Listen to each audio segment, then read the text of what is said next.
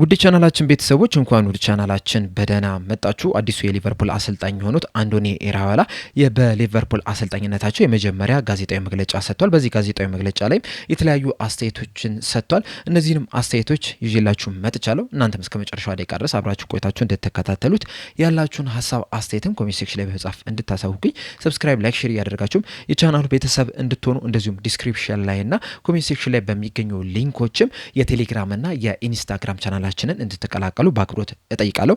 አሁን በቀጥታ ወደ ጋዜጣዊ መግለጫው የምንገባ ይሆናል። በመጀመሪያም ለደጋፊዎቹ ነበረ መልእክት ያስተላልፉት። በተለይ አንዶኒ ኢራኦላ ከሚሰራው ቡድን ምን ነገር እንጠብቅ በሚለው ዙሪያ ነበር አስተያየታቸውን የሰጡት። በሰጡትም አስተያየት ደጋፊው የሚኮራበትን የሚደሰትበትን ቡድን መገንባት እፈልጋለሁ። በተለይ ሊቨርፑልን ከተመለከታችሁ ክለቡና ደጋፊዎቹ በጣም የተቆራኙ ናቸው። ይህንንም ደግሞ ባለፈው ሲዝን በመጀመሪያው ጨዋታ ፌዴሪኮ ጌዛ ጎል ሲያስቆጠር በደንብ መመልከት ችለናልና ልክ እንደዛ በጣም የሚወዱትን ቲም መገንባት እፈልጋለሁ። ሙሉ ደጋፊው ሙሉ ስቴዲየሙ የሚደሰትበትን ቲም መገንባት እፈልጋለሁ። በጣም አግሬሲቭ የሆነ በጣም ፈጣን የሆነ አጮትን የሚጫወትን ቡድን መገንባት እፈልጋለሁና ሁሉም ደጋፊም ኮምፈርተብል ሆኖ በደስታ የሚደግፈውን ቡድን ለመገንባት እፈልጋለሁ የሚል አስተያየትን ሰጥቷል። በተጫዋቾች የዝውውር ላይ በሰጡት አስተያየት እስካሁን ድረስ 2 ተጫዋቾችን አስፈርመናል።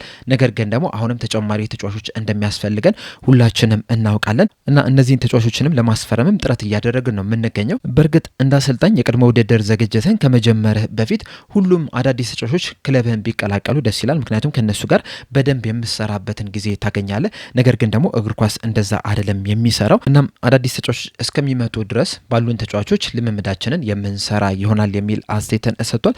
በመቀጠልም ወሳኝ የሚባሉ ተጫዋቾችን በማነጋገራቸው ዙሪያ በሰጡት አስተያየት በዓለም ዋንጫው ላይ የነበሩትን ተጫዋቾች አነጋግሬያቸዋለሁ። በተለይ ደግሞ ከዓለም ዋንጫው የተሰናበቱ በዚህ ሰዓትም በእረፍት ላይ የሚገኙ ከቤተሰቦቻቸው ጋር እየተዝናኑ የሚገኙትን አነጋግሬያቸዋለሁ። ሌሎኞቹን ግን በዓለም ዋንጫ ላይ ያሉትን ግን ብዙም አላነጋገርኳቸው። ምክንያቱም ደግሞ ሙሉ ለሙሉ ትኩረታቸው በዓለም ዋንጫው ላይ እንዲሆን ስለፈለግኩ ነው። እንደዛም ቢሆን ግን ጥቂትም ቢሆንም ጥሩ የሚባል ወሬዎችን ግን አውርተናል። ጥሩ ሁኔታ መነጋገር ችለናል። ያለፉትንም ቀናቶች ልምምድ ከመጀመራችንም በፊት የተለያዩ ሰዎችን ሳነጋገር ነበረ። በተለይ ደግሞ ተጫዋቾች ምርጥ የሚባል ብቃታቸውን እንዲያሳዩ ምርጥ የሚባል ኢንቫይሮንመንትን በመፍጠር ረገድ ትልቅ አስተዋጽኦ ያላቸውን ሰዎችን ሳነጋግራቸው ነበረ። በቀጣይም እንግዲህ ይህንን ተመሳሳይ ጥሩ የሚባል ኢንቫይሮንመንትም ለመፍጠርም በክለቡ ላይ ጥረት የምናደርግ ይሆናል የሚል አስተያየትን ሰጥቷል። የሊቨርፑል አሰልጣኝ በመሆን ዙሪያ በሰጡት አስተያየት የሊቨርፑል አሰልጣኝ መሆን ምን ማለት እንደሆነ ሙሉ ለሙሉ አውቄያለሁ ለማለት ትንሽ ይቸገራለሁ። በጥቂቱ አውቄያለሁ። ነገር ግን ደግሞ የተለያዩ ነገሮችን እስክታልፍ ድረስ የተለያዩ ችግሮችን እስክታልፍ ድረስ ኤክስፒሪየንስ እስከምታገኝ ድረስ ግን ሙሉ ለሙሉ የሊቨርፑል አሰልጣኝ መሆን ምን ማለት እንደሆነ መናገር አችልም። በእርግጥ ሊቨርፑል በጣም ትልቅ ክለብ እንደሆነ አውቃለሁ። እናም እያንዳንዷ የምታደርጋት ነገር እያንዳንዷ ምሰራት ስራ መልሶ አንተን ተወቃሽ ሊያደርግ ይችላል። ብዙ ነቀፌታዎች እንዲደርሱብን ሊያደርግ ይችላል። እንደዛም ቢሆንም ግን እያንዳንዷ ስራ እያንዳንዷ ነገር ተወቃሽ ሊያደርገኝ ይችላል ብዬ ሀሳብ ውስጥ መግባት አልፈልግም። ኖርማል ስራዬን መስራት ነው የምፈልገው። በተጨማሪም ወደ ከተማዋ ሄጄ ሊቨርፑልን በደንብ ማየት እፈልጋለሁ። ከደጋፊዎቹ ጋር መቀራረብ እፈልጋለሁ። ፎቶ መነሳት እፈልጋለሁ። ምክንያቱም ሊቨርፑልን ከሌሎች ክለብ የሚለየው ከደጋፊዎች ጋር ያለው ቅርኝነት ነው እና ከደጋፊው ጋር በደንብ በተግባባ ቁጥር በጣም በጥሩ ሁኔታ በተቀራረብክ ቁጥር ደግሞ የሊቨርፑል አሰልጣኝ መሆንህን የበለጠ ደስተኛ እንድትሆን ያደርጓል። እናም በአጠቃላይ ብዙ መለወጥ አልፈልግም የሚል አስተያየታቸውን ሰጥቷል። በመቀጠልም በስኳዱ ዙሪያና በዓለም ዋንጫው ተጽዕኖ ዙሪያ ነበረ አስተያየታቸውን የሰጡት። በስኳዱ ዙሪያ በሰጡት አስተያየት የተለያዩ ተጫዋቾችን አነጋግሬያለሁ። ከነሱ በተጨማሪም የስታፍ አባላቶችንም ማነጋገር እችላለሁ። ምንድነው መለወጥ ያለብን? ምንድነው መስራት መቻል ያለብን? ካለፈው ሲዝን ምን የተለየ ነገር ማምጣት መቻል አለብን? የቱስ ጋር ነው መሻሻል ያለብን በሚለው ዙሪያ በደንብ ማውራት እችለናል። ለኔ ትልቅ አድቫንቴጅ የሚሰጠኝ ነገር ቢኖር ምንድነው ተጫዋቾቹ ከጨዋታ ስታይል አንጻር ከነሱ ምን እንደምንፈልግ፣ ምን እንደሚያስፈልጋቸው፣ ምን ማድረግ እንዳለባቸው በደንብ ያውቃሉ። ከዛ በተጨማሪም ግን እነሱ የትኛው ቦታ ላይ ኮምፈርተብል እንደሚሆኑ ጠይቄያቸዋለሁ። ምክንያቱም እነሱን በደንብ አንደርስታንድ እንዳደርጋቸው ስለሚረዳኝ ነው። ከዛ በተጨማሪም ግን ትሬኒንግ ቦታ ላይ በደንብ እየተመለከትኳቸው ስለሆነ ስለ ተጫዋቾቹ ሙሉ ለሙሉ ግንዛቤ ይኖረኛል። ያ ደግሞ የተሻለ የሚባል ለነሱ የሚመች ታክቲክን ይዤ እንድመጣ ይረዳኛል የሚል አስተያየትን ሰጥቷል። በዓለም ዋንጫው ተጽዕኖ ዙሪያ በሰጠው አስተያየት የዓለም ዋንጫውን እኛ የምንቀይረው ነገር አይደለም። በየ4 ዓመቱ የሚመጣ ነገር ነው። የተለመደ ነገር ነው። ተጫዋቾቹም በዓለም ዋንጫው ላይ ከተሳተፉ ደግሞ በቂ የሆነ እረፍት ያስፈልጋቸዋል። እናም ያንን እረፍትም እየወሰዱ ነው የሚገኙት። በእርግጥ ለኛ ቶሎ ወደ ልምምድ ቢመለሱ ደስ ይለን ነበር። ነገር ግን ደግሞ እነሱም እረፍቱ ያስፈልጋቸዋል፣ ኢንጆይ ሊያደርጉት ያስፈልጋቸዋል። ከቤተሰቦቻቸው ከጓደኞቻቸው ጋር ሊዝናኑበት ይገባል። ምክንያቱም ደግሞ ባለፈው ሲዝን በጣም ብዙ ጨዋታዎችን ተጫውቷል።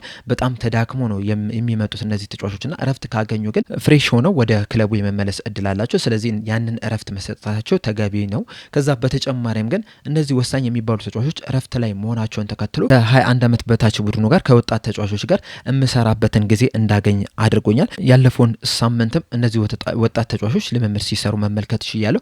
ከነሱ በተጨማሪም ደግሞ ሌሎች አንዳንድ የሲኒየር ወይም የዋናው ቡድን ተጫዋቾችም ልምምድ ሲሰሩ ነበረ። በዛሬው እለትም ይህንን የልምምድ ፕሮግራምም የተቀላቀሉ ሲኒየር ተጫዋቾችም ጭምር አሉ እና በአጠቃላይ እነዚህ ወሳኝ የሚባሉ ተጫዋቾች በዚህ ልምምድ ላይ ተሳትፈው ቢሆን ኖሮ ከ21 ዓመት በታች ቢሆኑ ወይም ወጣት ተጫዋቾችን የመመልከት እድል ላይኖረኝ ይችል ነበረ። አሁን ላይ ግን እነዚህ ወሳኝ የሚባሉ ተጫዋቾች እረፍት ላይ መሆናቸውን ተከትሎ ከነዚህ ወጣት ተጫዋቾች ጋር እንድሰራ አድርጎኛል የሚል አስተያየታቸውን ሰጥቷል።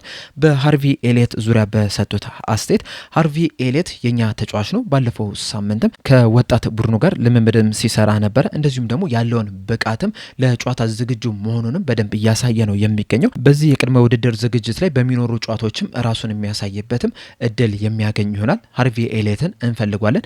ይሄ ደግሞ ጥሩ ማሳያ ነው ብዬ አስባለሁ። ከዛ በተጨማሪም ግን ምርጥ ብቃቱንም ያሳያል ብዬም ደግሞ ተስፋ አድርጋለሁ። በተለይ ያለፈውን ሲዝን ከተመለከትን በጣም አስቸጋሪ የሚባል ሁኔታ ላይ ነው የነበረው። ሊቨርፑሎችም ይህንን ተጫዋች መልሰው አምጥቶ ለማጫወት ራሱ አልቻሉም ነበርና በጣም አስቸጋሪ የሚባል ከባድ የሚባል ሲዝን ነው ያሳለፈው። ነገር ግን ይህንን ከባድ ሲዝን እንደ ኤክስፒሪየንስ እንደ ልምድ ወስዶት ከዛ ለቀጣይ ሲዝን ደግሞ የተሻለ የሚባል እንቅስቃሴ ለማድረግ ራሱን በደንብ ለማሳየት የሊቨርፑል ተጫዋች መሆኑን ለማስመስከር በጣም ጠንክሮ እየሰራ ነው የሚገኘው። ይህንንም ደግሞ በቅድመ ውድድር ዝግጅት ላይ በደንብ እንመለከተዋለን ብዬ ተስፋ አድርጋለሁ የሚል አስተያየትን ሰጥቷል። በመቀጠልም ከዚህ ቀደም እንግዲህ የበርንማውዝ አሰልጣኝ የነበረው በርንማውዝ እና ሊቨርፑል ደግሞ የተለያዩ ክለቦች ናቸው። እናም እንደ አሰልጣኝ ከበርንማውዝ አሰልጣኝነቱ የሚለውጣቸው ወይም ቼንጅ የሚያደርጋቸው ነገሮች አሉ ተብሎ ተጠይቆ ነበር። በዚህ ዙሪያም በሰጠው አስተያየት ተመሳሳይ አይነት አሰልጣኝ ለመሆን ጥረት አደርጋለሁ። በእርግጥ ተመሳሳይ እሆናለሁ ማለት አይደለም፣ ነገር ግን በተቻለኝ መጠን ራሴ ለመሆን ነው የምፈልገው። በእርግጥ እዚህ ሚዲያ ላይ ወጥቼ ብዙ ነገሮችን መናገር አልችልም፣ ምክንያቱም አንዳንድ ነገሮች ፕራይቬት ነው መሆን መቻል ያለባቸው።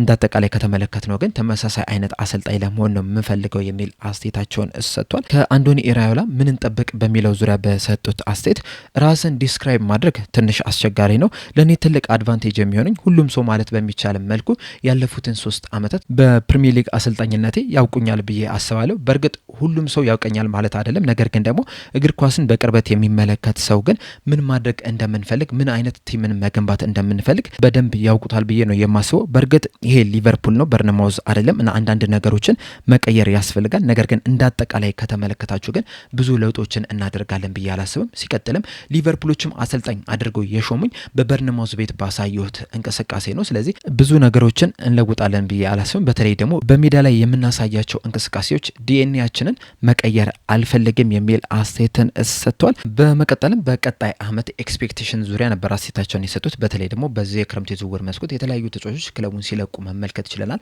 የተጫዋቾችም ጉዳትም አለና በቀጣይ ሲዝን ከሊቨርፑል ምን እንጠብቅ ተብለው ተጠይቀው ነበረ። በሰጡትም አስተያየት በዚህ ሰዓት ላይ አንዳንድ አስቸጋሪ የሚባሉ ሲቹዌሽን ውስጥ እንዳለን አክሰፕት ማድረግ መቻል አለብን። በተለይ ሲኒየር የሚባሉ በሊቨርፑል ቤት ብዙ ነገሮችን ማሳካት ይቻሉ፣ ምናልባትም ሁሉን ነገር ማሳካት ይቻሉ፣ ሁሉንም ዋንጮች ማንሳት የቻሉ ተጫዋቾች ክለቡን ሲለቁ መመልከት እችለናል። ከዛ በተጨማሪም ደግሞ አንዳንድ ተጫዋቾች ጉዳት ላይ ነው የሚገኙት። አሁን ለምሳሌ ሂጎ ኤኬቴኬ፣ ኮነር ብራድሊ፣ ጆቫኒ ሊዮኒ ረዥም ጉዳት ላይ ነው የሚገኙት እና እነዚህን ነገሮች አክሰፕት ማድረግ መቻል አለብን። እንዴት ነው እነዚህን ተጫዋቾችስ መተካት ያለብን የሚለው ራሱ በጣም ትልቅ ጥያቄ ነው የሚሆነው። በተለይ ደግሞ እነዚህ የሲኒየር የሚባሉ ተጫዋቾች በልምድም ደረጃ ከተመለከትን ለሊቨርፑል ባላቸውም አስተዋጽኦም በጣም ከፍተኛ የሚባል ጥቅምን ነበር ሲሰጡ የነበሩት። እነሱን እንዴት እንተካ የሚለውን ነገር ማየት አለብን። እዚሁም የተጎዱትን ተጫዋቾች ስንመለከት ሂጎ ኤኬቴኬ፣ ኮነር ብራድሊ፣ ጆቫኒ ሊዮኒም የሊቨርፑል የረዥም ጊዜ እቅድ ናቸው። ነገር ግን ለጊዜው ለተወሰኑ ጊዜያቶች በጉዳት ምክንያት እነዚህን ተጫዋቾች የምናጣ ይሆናል። ስለዚህ እነዚህን ተጫዋቾች እንዴት ነው መተካት ያለብን በሚለው ዙሪያ መፍትሄዎችን መፈለግ መቻል አለብንና አስቸጋሪ የሚባል ሁኔታ ውስጥ ነው ያለነው። ነገር ግን እነዚህን ሁኔታዎች ተቋቁመን የተሻለ ቡድን ለመገንባት ግን ጥረት እናደርጋለን የሚል አስተያየትን ሰጥቷል። በሊቨርፑል ስለሚኖራቸው የጨዋታ ስታይል ዙሪያ በሰጡት አስተያየት ዋና የሚባል ኮር የሚባለው የጨዋታ ስታይላችንን ብዙ መልቀቅ አለብን ብዬ አላስብም። እሱን ማስኬድ አለብን። በእርግጥ በጣም ብዙ ጨዋታዎች አሉ።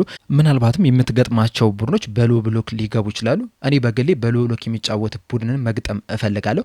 ምክንያቱም ደግሞ ከሎ ብሎክ ቡድኖች ጋር ስትጫወት ኳሱ አንተ ጋር ነው የሚሆነው። ጨዋታውን መቆጣጠር ትችላለህ። ብዙ እድሎችም አይፈጠሩብም፣ ብዙ ጎሎችም አይቆጠሩብም። ስለዚህ አንተ የምታደርገው ቻንሶችን ክሬት አድርገህ ጎሎችን ለማስቆጠር ነው ጥረት የምታደርገው። እናም ከሎ ብሎክ ቡድኖች ጋር መጮትን እመርጣለሁ። ነገር ግን ደግሞ ሌሎች ክለቦችም አሉ ካንተ ጋር መፎካከር የሚፈልጉ ልክ እንዳንተ ሁላ ኳሱን መቆጣጠር የሚፈልጉ ቡድኖች አሉ።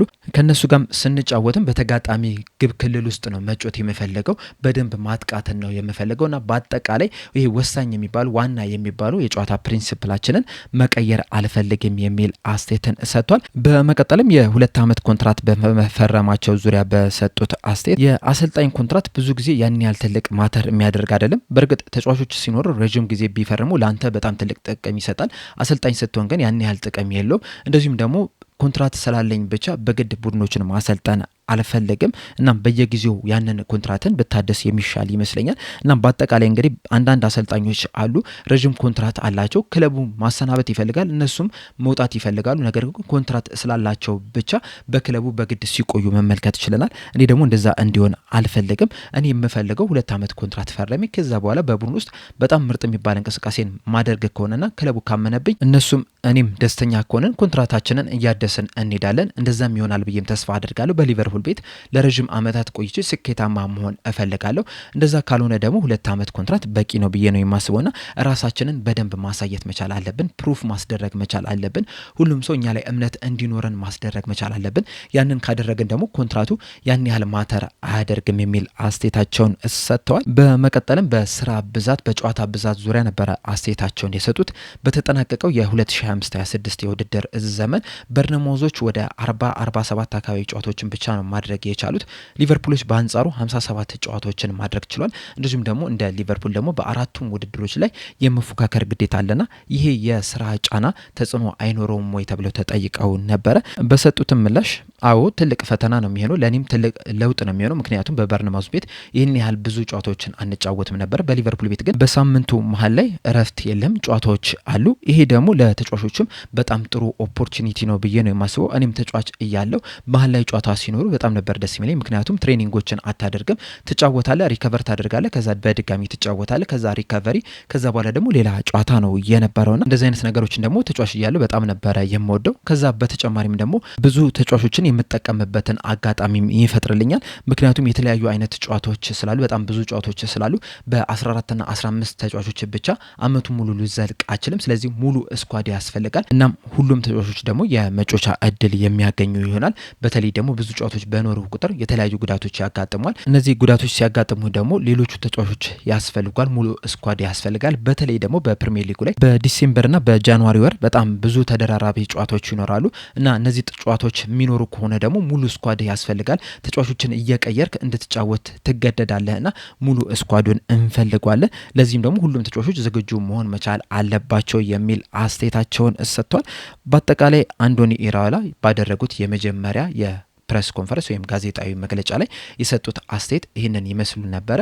በእነዚህ በሰጡት አስተያየት ዙሪያ ያላችሁን ሀሳብ እንዳለ ኮሜንት ሴክሽን ላይ በመጻፍ አሳውቁኝ። ለአሁን ግን እኔ እዚህ ላይ አበቃው። እስከ መጨረሻው ደቂቃ ድረስ ስለተከታተላችሁኝ ከልብ አመሰግናለሁ። በቀጣይ በሌላ እስከምንገናኝ ድረስ ግን ሰብስክራይብ፣ ላይክ፣ ሼር ማድረግ እንዳትረሱ። ቸር ያቆየን።